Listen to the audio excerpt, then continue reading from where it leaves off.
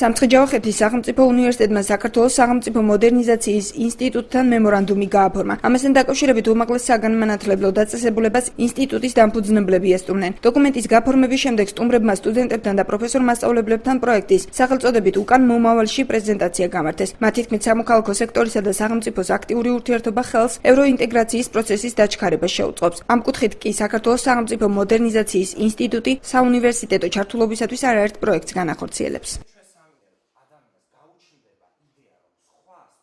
ჩვენი ორგანიზაციის ერთ-ერთი უმნიშვნელოვანესი პრიორიტეტი მდგომარეობს საუნივერსიტეტო ქსელის ჩამოყალიბებაში, სადაც იქნებიან ინტეგრირებული საქართველოში არსებული უმაღლესი სასწავლო დაწესებულების სტუდენტები.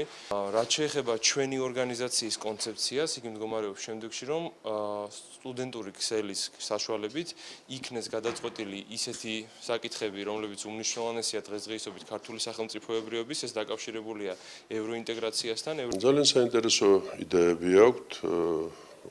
პირველ რიგში თუნდაც ის, რომ არსებობს არასამთავრობო ორგანიზაცია ისეთი, რომელსაც არ აყავს პრეზიდენტი, არ აყავს თავმჯდომარე, არ აყავს მდივანი და შემდეგ და ყველა მისი გამგეობის ყველა წევრი თანაბრად პასუხისმგებელია თავისი ორგანიზაციის საქმიანობაზე.